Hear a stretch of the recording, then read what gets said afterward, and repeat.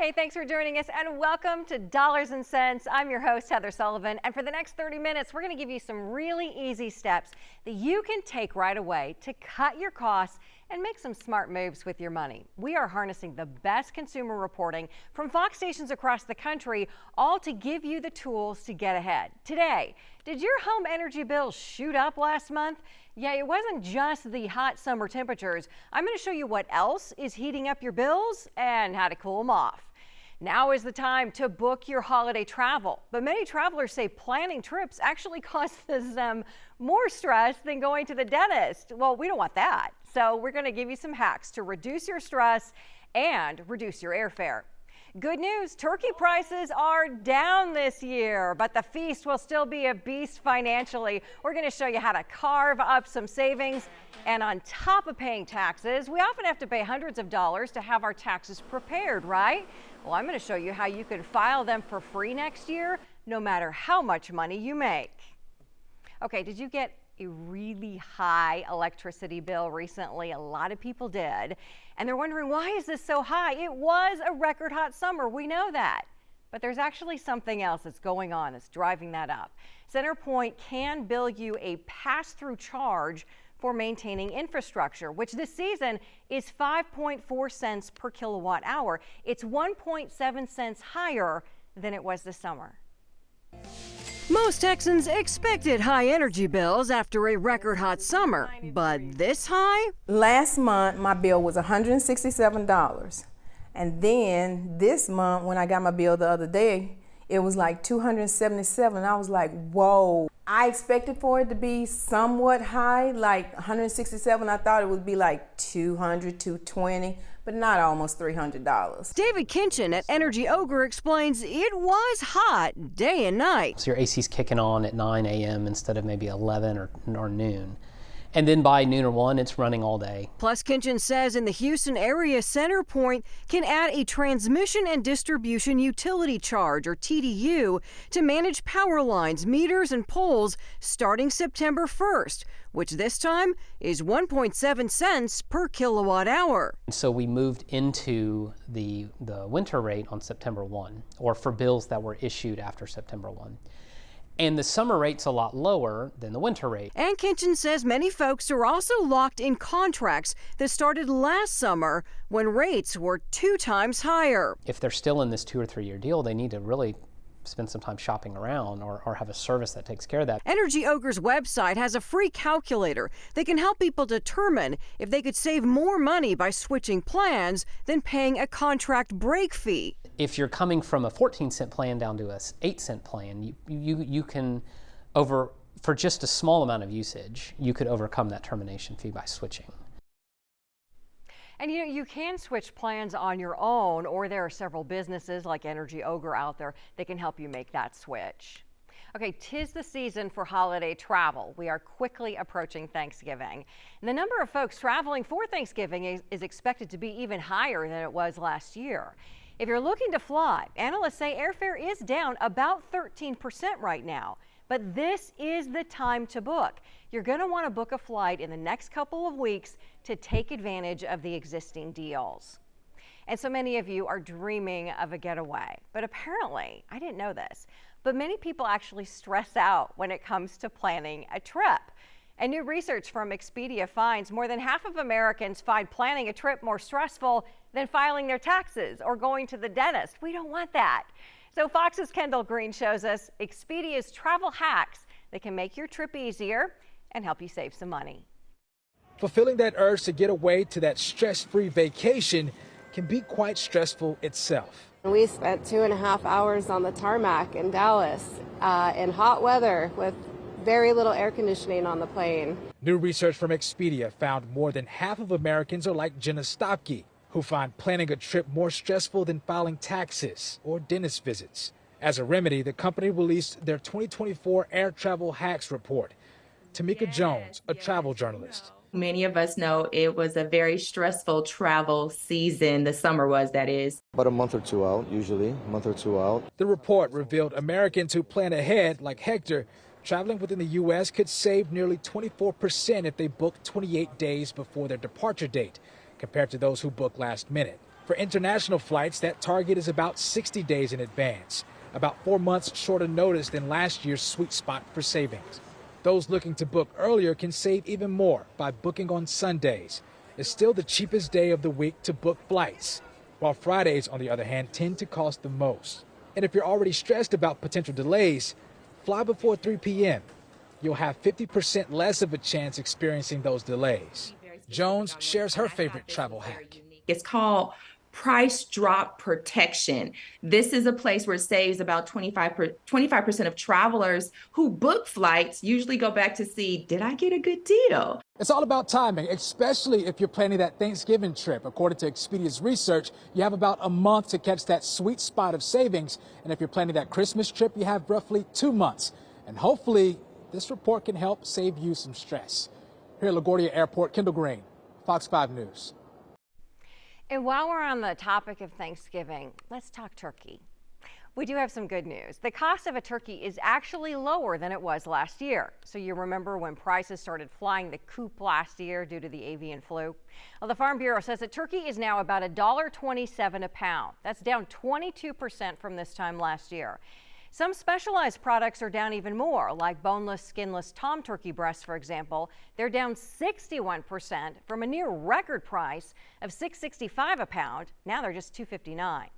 Well, now the rest of your fixins, those are going to be a little bit higher for you this year. Moody's Analytics says inflation is still up about 3.7%, and households are spending $235 more per month on the same goods and services.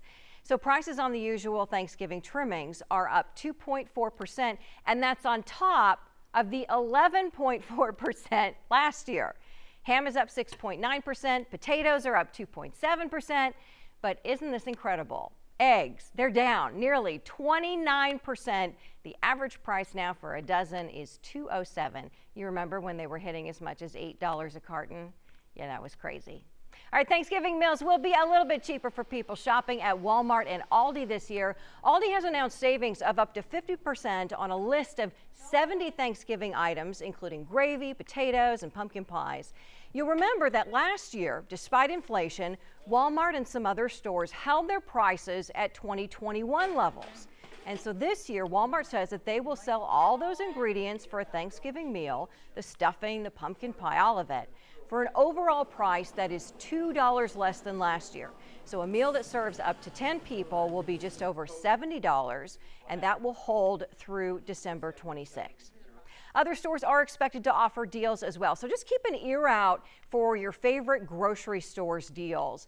And the trick to save is it's kind of like holiday shopping. You want to make a list of what you want to serve, and then you want to check your store circulars and the store app and just keep an eye out for discounts. And then pick up the non-perishables and your frozen turkey early. And of course, buy generic brands. They run about 40 to 45% cheaper than name brands. But with the cost of food still high from inflation this year, you may want to consider an alternative to turkey for Thanksgiving. So Fox's Stephanie Bertini has a look at some of your lower cost options. $34.15 for a bird that's slightly under 14 pounds. This turkey costs $2.49 a pound. This one a whopping $3.99 per pound. Raised without antibiotics, it costs $70.10. It's gotten so expensive out here, forget it. You got to save where you can. And Allison Rodriguez is saving in a big way this Thanksgiving. Pork roast, and it's just cheaper, $12 for a big 9-pound. This woman is doing the same kind of thing, choosing chicken, pollo, a much cheaper alternative to turkey. The turkey is very expensive, she says. The American Farm Bureau Federation says turkeys are up about 21% this year, so swapping your protein is definitely an effective way to save. Saving on the main dish will help you stretch your budget indeed. That's because at grocery stores like this one here in the Bronx, across the tri-state and across the nation, you'll find buying what you need to prepare the side dishes will cost you more this year too. The American Farm Bureau Federation says the average cost of Thanksgiving dinner for a family of 10, $64.05, more than $10 up from last year and just over $17 more than the year before. In the tri-state, expect to pay even more. All those ingredients that you need to put together a Thanksgiving feast are costing you more money out of your pocket. But there are ways to save. Money expert Andrea Warrock shared some tips with Fox 5. Consider cooking fewer side dishes. Reduce the size of the portions overall, she says. Shop your pantry first. You might already have some of what you need. If you are cooking turkey, consider a smaller bird or buying pieces instead of a whole turkey. We're just changing the meat. We're doing the same sides, the stuffing, the rice, the potato salad. We just decided to switch the protein this year. For those who don't mind sacrificing the turkey, like Allison Rodriguez, you might be filled with exactly what you need to fulfill that Thanksgiving tradition. And here's another really great idea. I love this. You can bring a taste of Chick-fil-A to your home. The fast food chain has released its first ever cookbook. It's called Extra Helpings, and it features 26 recipes, and it hopes to give consumers an inspiration on ways to repurpose your leftovers. The book is digital, and it is available online for free. Try out some of those recipes. Let me know how you like them.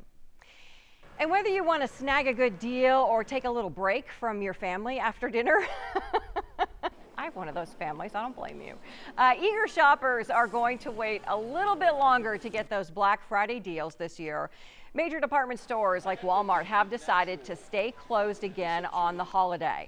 Companies had started opening on Turkey Day, as you know, to get a jump on the Black Friday shopping. But then during the pandemic, that really changed. Last year, Costco, Target, Kohl's, they were all among several stores to close on Thanksgiving Day. And Walmart CEO says they want employees to be able to spend the day with their families, so they will be closed again this year, and we're expecting many stores to follow suit. And apparently, you have been very good this year. Did you know that? Well, Santa is going to be a little bit more generous in 2023, and that's the word among all the reindeer. The average holiday shopping budget is expected to be $732 this year, and according to a survey by Retail Me Not, that is a few dollars more than last year. But it appears that a majority of people say they're not going to stick to the budget. A survey by CNET Money shows nearly 7 in 10 will overspend this holiday season. But that happens every year, doesn't it? We don't want you to do that. So now is really the time to save some money on your holiday shopping. Many retailers launched early Black Friday sales again this year. So Dana Fowle at Fox in Atlanta created this checklist to help you save cash and your sanity this holiday season. I love it, so I'm stealing it. I'm going to share her checklist with you. Here you go.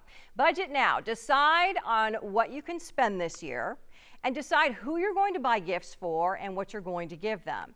And you might, suggest to some friends and family that this year you spend time together rather than spend money on things you don't really need. Use price history sites like Honey or Camel to see if a sale price really is a sale price, because sometimes they're not, and you want to see the history of the price and when it typically goes down. And determine the gifts that are hot items. There's always a hot toy every year. When you do see those, you want to go ahead and grab them. Those prices are not going to go down, and they do get scarce. And then set deadlines for yourself so that you don't end up scrambling and paying more last minute. That's really how we do a lot of overspending, is through procrastination. All right, with the holiday shopping season around the corner, several companies that specialize in online shopping and travel say they're teaming up to combat fake reviews.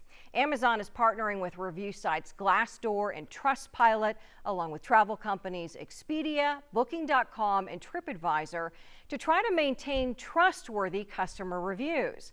The group will be called the Coalition for Trusted Reviews, and they say they will discuss best practices for online reviews and how to find fake ones.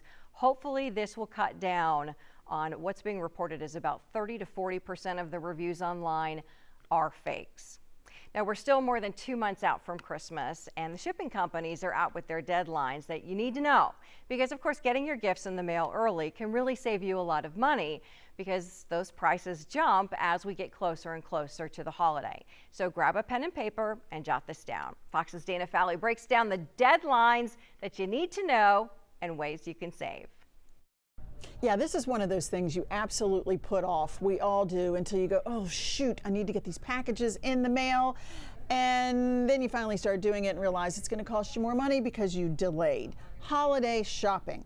The deals are already out there, and certainly the look of the holidays is already in stores. So it's time to start thinking about how to get those gifts where they need to go. And if you're like me, you've already grabbed some holiday gifts, maybe for stocking stuffers, and you've stored them in the closet. But maybe it's time to get some of those gifts out for delivery. I mean, we all complain about the mail and packages and delays. We've done this for the last few years, so let's not make things worse by waiting. All right, let's start with the U.S. Post Office's shipping dates where they can ensure delivery. Ground Advantage is December 16th, same for those greeting cards. Priority Mail is 2 days later. December 20th is the Priority Mail Express deadline. Next, FedEx. Home delivery is December 13th, less than 2 months from now. Express delivery is the 19th. The 2-day delivery deadline is the day after that. And finally, the overnight deadline for assuring that you have delivery is December 22nd. FedEx offers money-back guarantees if your packages are not delivered as promised. Lastly, UPS. The deadlines are as follows. Ground transportation, the deadlines aren't clear yet. Check with their website, and I'll keep on top of it too and see what we can find out. 3-day select is December 20th. The following day is the deadline for second day air, and next day has a December 22nd deadline. Of course, you can ship any of these after these deadlines, and you cross your fingers and hope they get there. And they might get there, but they might not. And the longer you wait, the more it's going to cost you. On our website, I'm going to put out all of these deadlines for you, so it's all in one spot, because I think some of these shipping delivery places, it's kind of hard to find on their website separately. So we'll have it in one spot. And did you notice that Santa was in the post office in that video? He's hard at work already. All right, here's one more service that might help you out this busy holiday season. Uber is rolling out package pickup. The rideshare company will pick up your prepaid and sealed packages and drop them off for you at the local post office, UPS, or FedEx. You can include up to 5 packages for a flat fee of $5. Are you a Netflix watcher? Well, Netflix is raising its prices again. The streaming giant's least restrictive plan with 4K video jumped $3. It is now $23 a month. Netflix killed its single stream basic plan, but existing members are grandfathered in and can keep it for $12. People who don't mind being interrupted by ads won't see any change. You can all still watch for $7. But did you cut the cord to try and save money? Most people did, but maybe now you're finding yourself paying more in subscriptions for streaming services. It's a very common problem. They add up fast. And maybe you've even signed up for subscriptions to manage your subscriptions. Well, it's getting out of control. So Fox's Evan Brown shows us how to keep those subscription costs from slipping away. With the rise of consumer technology, a growing number of Americans are finding new services offering high-tech solutions, but with those services come new costs. For example, plenty of folks are cutting the cable cord and replacing a single expense with dozens of bills for streaming and internet. And in a recent survey, 42% of Americans reported losing track of those types of recurring charges, leading to a rise in subscription management apps. It's time where users have a tool that allows them to stop this fear of unwanted bills coming through and making sure that they're not hit in the first place with their account. At least one company is going a step further. ScribeUp is a new startup that uses smart technology to help manage your monthly subscriptions and avoid paying for the ones you forget about. Their approach is proactive, meaning unwanted charges are automatically blocked, even if you forget about them. We keep you ahead of the game. So all of those proactive management pieces of reminders, stopping bills before they hit your account rather than alerting you when they do. And ScribeUp says this approach actually results in folks trying more subscription services, from entertainment to food delivery to health and wellness. And they really end up trying and engaging with more and more services that really offer them convenience, health, or happiness into their modern lives. And that's really what we set out to do. And right now, the average American spends about $133 a month on subscription services. In Miami, Evan Brown, Fox News. That's as much as we were all paying for cable, right? All right, well, here's something that could save you several $100s next year. The IRS will test a free electronic tax filing system in 13 states. Hundreds of thousands of taxpayers are expected to be able to try this out. Americans spend $11 billion a year on tax preparation services and accountants to file their tax returns. Well, this software would do all that for you for free, and you don't have to meet income limits like you do with Free File. This is different. That's for people that earn under $73,000 a year, but this will be for anyone. It's being rolled out in Arizona, California, Massachusetts, and New York, and some states that don't have a state income tax, like Texas. A government report found that Free File, by the way, is available to 70% of taxpayers. That's how many qualify for it, but only 4% use it. But I really want to stress that it can really help to ensure that you get all of the tax credits that you qualify. For example, the Earned Income Tax Credit, which is thousands of dollars for many low-income families, they don't apply for it, and they're basically leaving that money on the table. So it can be a good way to make sure you're getting what you do qualify for. Now, has this ever happened in your household? Have your kids moved back in? Or maybe you're a young adult choosing to move back home? A recent survey by Realtor.com and Census-wide finds roughly 30% of those wanting to buy a home have moved back home in order to save up. Another 22% say, yeah, they'd consider it. According to economic analysts, rising rents and inflation are making it harder and harder for young buyers to save up that down payment. So it's an idea. And what do you think of the idea of living in a 3D printed home? It is happening. It's happening here in Houston and elsewhere. According to the World Economic Forum, 3D printed homes, 3D printed homes are about 45% less than a traditional house. Space Coast Habitat for Humanity is using 3 robots to build 3D printed homes in Melbourne, Florida. And Fox's Marlisa Goldsmith gives us a look. I feel blessed. I feel really, really blessed. I've worked really hard, and it's something I've been looking forward to. I didn't know I was going to get a house, but I feel like I'm going to be in a safe place. So I'm excited about that, some place for my family and I to grow up in. Mariah and her 2 kids will be moving into one of the first 3D painted homes in Melbourne, being built for Habitat for Humanity. Something new. Even the grandparents who've been with me the whole way have never seen one, heard of one. So this is not the 3D printer you're probably thinking of. Check out the builders behind Mariah's home. Meet Mary. Mary, the bulk truck. This truck delivers dry material that will be used to create these homes. Gary. The dry material is delivered here to Gary, our mixing machine.